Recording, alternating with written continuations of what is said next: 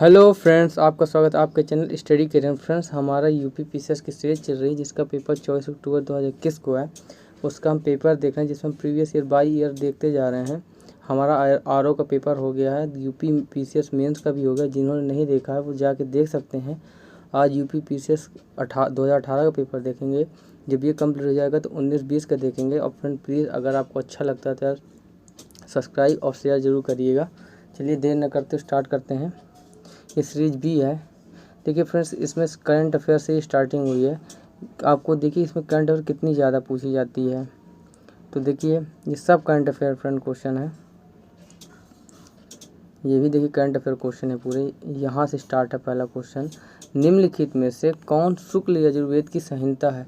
तो कौन she was सनेयी संहिता, कौन सी वाज और कृष्ण की तैत्तिरीय संहिता। अगर क्योंकि यजुर्वेद को दो भागों में भेजा जाता है, एक शुक्ल यजुर्वेद, एक कृष्ण यजुर्वेद। अगर कृष्ण यजुर्वेद पूछ ले तो तैत्तिरीय संहिता, ठीक है। अगला क्वेश्चन है, नीचे दो कथन दिए गए हैं जिनमें एक को कथन ए तथा दूसरे को कर्ण आर कहा गया है। तो भारत पर तुर्कों का आक्रमण सफल हुआ, बिल्कुल सही। उत्तर भारत में राजनीतिक एकता नहीं थी, बिल्कुल सही। तभी इसका फायदा उठा के तुर्कों ने आक्रमण किया था। और आक्रमण करने वाला कौन था? मोहम्मद गजनवी। इसमें निम्न मंदिरों को कालक्रम में व्यवस्थित कीजिए और नीचे दिए गए कोटों में से सही उत्तर चुनिए। फ्रेंड, इसमें क्या है, ये चोल और पल्लव वंश के शासकों के मंदिर बनवाए हुए दिए हैं। अगर आपको पता होगा कि पहले पल्लव वंश आया फिर चोल आया तो आप पढ़ लोगे। एक सप्त पकौड़ा, जिसे काला पकौड़ा भी कहा जाता है, मंदिर है महाबलीपुरम में। तो पहला 4 हो जाएगा, फिर इसके बाद 2-3 होगा, क्योंकि ये दोनों मंदिर पल्लव वंश ने बनवाए थे। फिर इसके बाद बृहदेश्वर मंदिर होगा, जिसे राजा राज प्रथम ने बनवाया था। गंगे कोंड चोलपुरम मंदिर था, इसे राजेंद्र प्रथम ने बनाया। तो इसका आंसर क्या हो जाएगा? D number. अगला क्वेश्चन देखते हैं। हाथी गुम्फा का अभिलेख किस शासक के विषय में जानकारी शोध कराता है? तो किसके? खारवेल का। किसका? खारवेल का। ये एकमात्र अभिलेख है जिससे हमको खारवेल की जानकारी मिलती है। इसमें भी वही कह रहा है, कथन निष्कर्ष बताना है।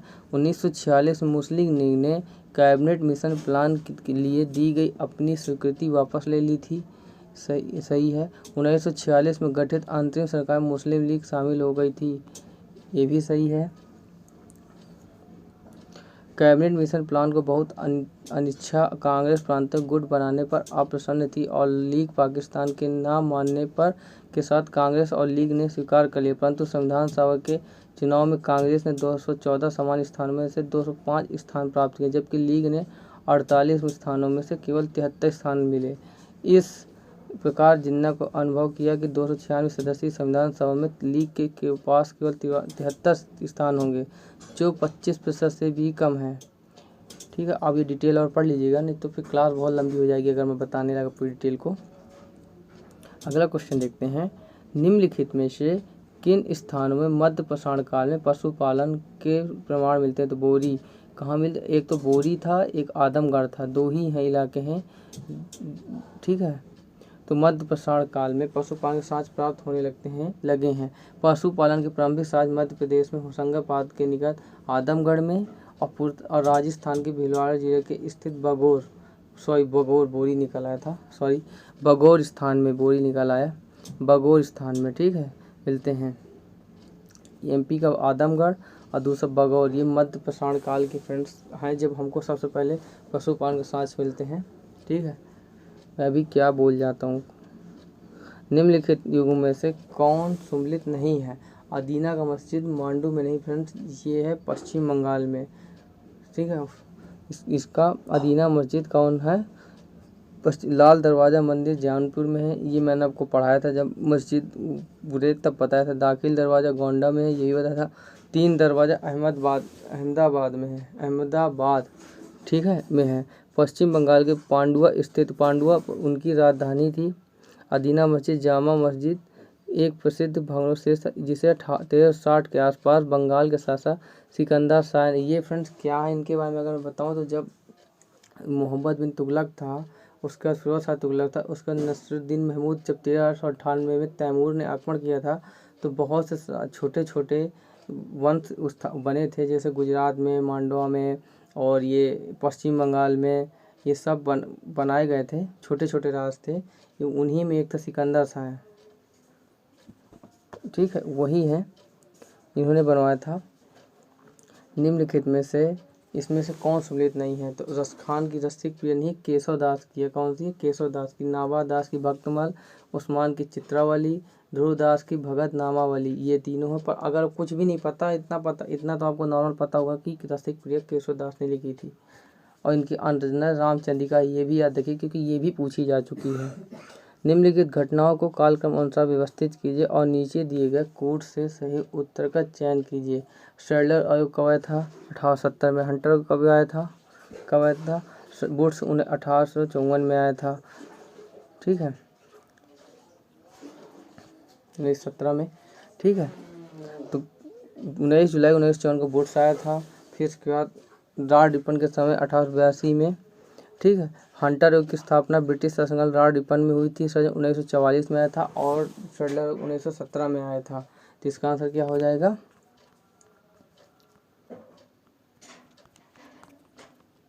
D number. आपको कुछ नहीं पता होगा। शेडलर आया था 1917 में, सर्जेंट आया था 1944 में, वुड्स आ गया था 1944 में, 19 जुलाई 1854 में, हंटर आ गया था 1882 में, ठीक है। ये आप याद रखेंगे क्योंकि फ्रेंड मैं भी रट के नहीं बैठा रहता हूँ यार, ये ना सोचना कि पता नहीं, रट के नहीं बैठता हूँ बिल्कुल, क्योंकि रटने का मतलब ही क्या है। निम्नलिखित नेताओं में से किसने क्रांतिकारी संगठन अभिनव तो विनय दामोदर सरकार 1904 में की थी? ये पितृ मेला को ही बदल के ही इन्होंने की थी, पी मित्र की। ये देखो, मित्र मेला का नाम संगठन किया था 1896 में, जिसका नाम बदल के 1904 में कर दिया था अभिनव भारत समाज, ठीक है। क्रांतिकारी संगठन के व्यवस्थित किया था 1992 में, संगठन वर्जित कर दिया गया। संथाल विद्रोह 1855 में, कोल विद्रोह 1831 में, खासी विद्रोह, ओम विद्रोह 1828 में हुआ था, खासी 1829 में। मैं सन में हमेशा कंफ्यूज जाता हूँ फ्रेंड, 1800 की 1900, कोल 1831 में, खासी 1829 में, ओम 1828 में था। ये देखिए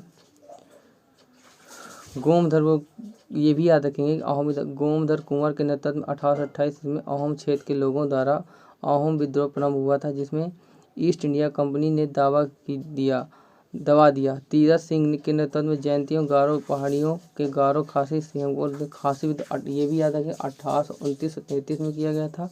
कोल विद्रोह 1831-32 में हुआ था। किसके बीच में? कौन थे उसके? बुद्धू और बुद्धो भगत या गंगा नारायण, या ये दोनों नाम याद रखिएगा। छोटा नाम कोल विद्रोह किसने किया था? बुद्धो भगत और गंगा नारायण। और संथाल विद्रोह में कौन कौन था? सिंधु कुनो चांद भैरव, ये चारों नाम याद रखिएगा, बहुत बार आए फ्रेंड, आपको बता नहीं सकता ये चारों नाम। अगर संथाल पुल ले तो 1855-56 में 4 नेताओं के नाम सिद्धू कन्हू चांद भैरव, इनको रट्टा मार लो बिल्कुल। निम्नलिखित में से कौन सा भारत का, ये फ्रेंड पिछली बार भी वीडियो था, पर इसका आंसर होगा कूची कुल है, हो गया है भारत का सबसे ऊंचा जलप्रपात नोहा काई पर मेघालय पर। आज भी फ्रेंड्स आंसर आयोग कूची कुल ही जलप्रपात मानता है। तो आप लोग को अगर ऑप्शन में आ जाए तो कूची कल ही लगाइएगा, कूची कल ही लगाइएगा, याद रखिएगा। वनस्पति जलवायु का सही सूचकांक का कथन किसने दिया था? तो कोपेन ने, इसने दिया था। वनस्पति के आधार, वेजिटेशन के आधार पर जलवायु को सबसे पहले कोपेनहेगन ने ही डिवाइड किया था। निम्नलिखित देशों में से किसमें पंपास, तो कहाँ? अर्जेंटीना में। कहाँ पाया जाता है फ्रेंड्स? पंपास अर्जेंटीना में पाया जाता है।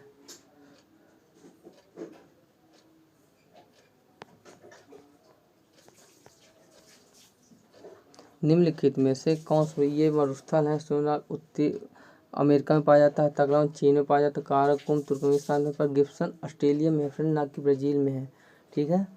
गिब्सन का मरुस्थल कहाँ है? ब्राज़ील में, ना कि ऑस्ट्रेलिया में है, ठीक है।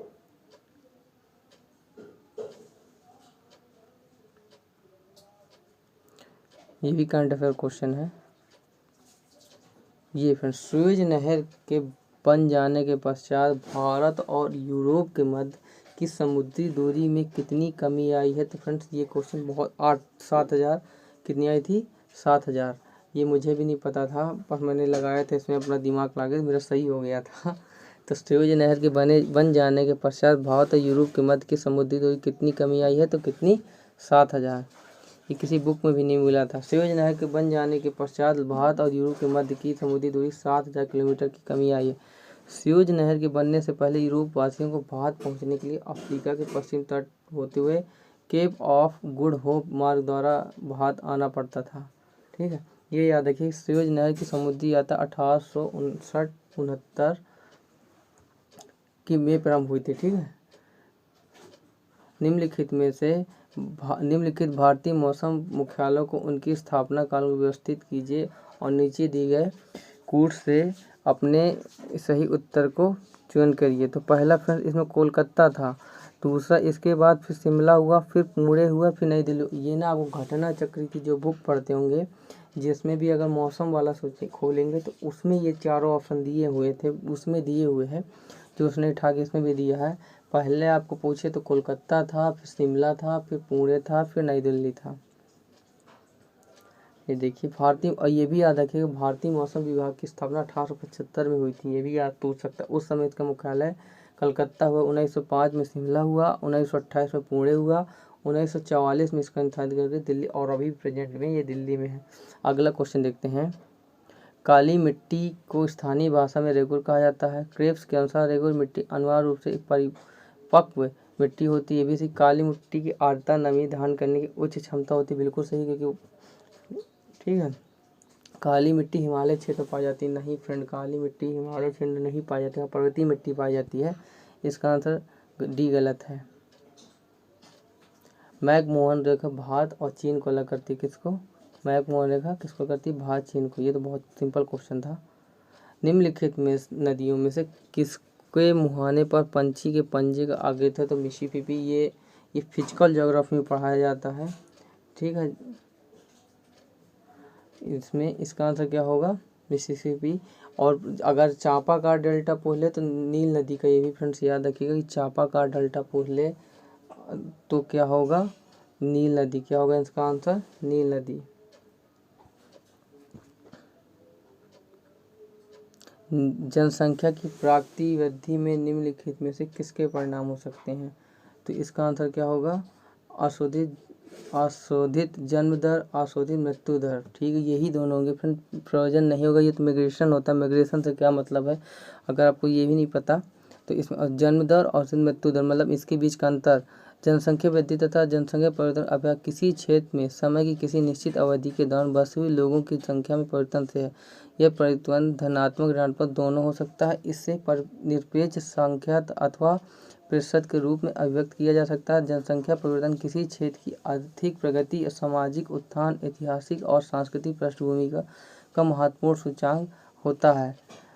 पता है ना, जनसंख्या की प्राकृतिक दर में वृद्धि का मतलब है जन्म और मृत्यु दर का अंतर, उसी को बोला जाता है। ये भी क्वेश्चन है। निम्नलिखित में मानव विकास सूचकांक सर्वप्रथम किस जारी करता है? तो यूएनडीपी। ये तो बहुत सिंपल क्वेश्चन था। यूएनडीपी 1990 से वार्षिक आधार पर मानव विकास को प्रकाशित करता है। यह बहुत क्वेश्चन ये पूछ रहा है। अगला, निम्नलिखित में भारत में ग्रामीण रोजगार सबसे बड़ा कार्यक्रम कौन? तो मनरेगा है। कौन सा है? मनरेगा है। और मनरेगा ये आपको 2 फरवरी 2006 को से 253 जिलों में चालू। ये याद रखिएगा, ये भी पूछा कितने जिलों में चालू हुआ है। मंडी परिषद में आया था तो 200 जिलों में। और कब से चालू हुआ है? 2 फरवरी 2006 से। और कितने दिन का रोजगार दिया जाता है? 100 दिन का। ये भी याद रखिएगा।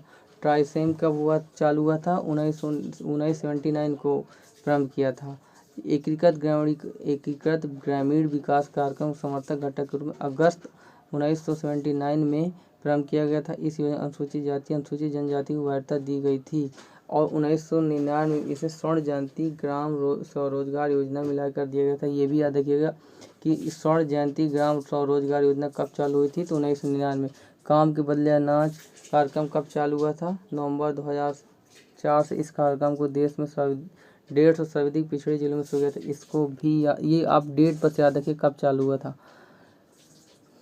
कौशल विकास योजना स्किल डेवलपमेंट कार्यक्रम कब चला था? 20 मार्च 2015 को। ये डेट बस आप याद रखना, बस इतने से ही काम हो जाना है, क्योंकि मिलान में ही देगा वो उठा के।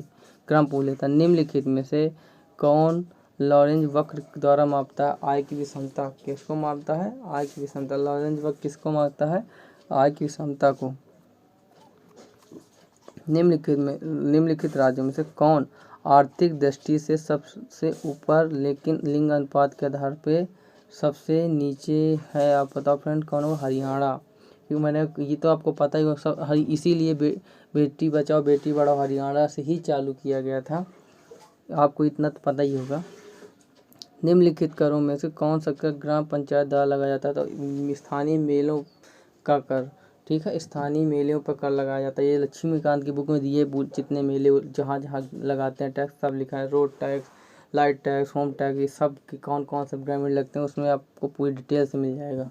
भारत में निम्नलिखित 5 वर्षीय योजनाओं में किसका मुख्य उद्देश्य संप्रोषी विधि था? तो 12वीं का फास्ट, क्योंकि संप्रोषी विधि faster more inclusive and sustainable growth उसी का था, और सब कुछ था।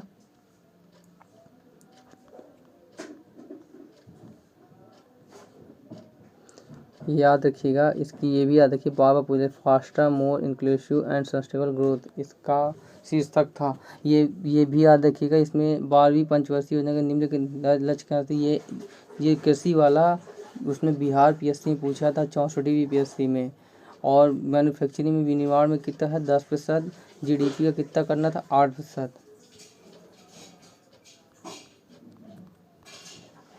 उत्तर प्रदेश के निम्नलिखित नगरों में से किससे स्मार्ट सिटी विकास ग्रामीण विकास के केंद्रीय सरकार द्वारा नहीं चुना? गाजियाबाद को। 100 स्मार्ट सिटी थी जिनमें से गाजियाबाद को नहीं चुना। ये कब चालू हुआ? 25 जून 2015 को स्मार्ट सिटी का मिशन शुरू किया गया था। इसमें गाजियाबाद को शामिल नहीं किया गया। इलाहाबाद, कानपुर, लखनऊ हैं। राष्ट्रीय परिवार स्वास्थ्य, ये फिर देखिए अभी पिछली बार कई बार आ चुका है। तो अनुसार वर्तमान में भारत कुल प्रजनन दर कितनी है? 2.2, और करने का लक्ष्य कितना रखा गया फ्रेंड? 2.1। याद रखिएगा। भारत में नगरीय क्षेत्रों में बीपीएल परिवार की पहचान के लिए निम्नलिखित में कौन समिति करती? तो कौन सी? हाशिम समिति। लकड़वाला नहीं थी, तेंदुलकर भी नहीं थी, सक्सेना नहीं थी, हाशिम समिति थी।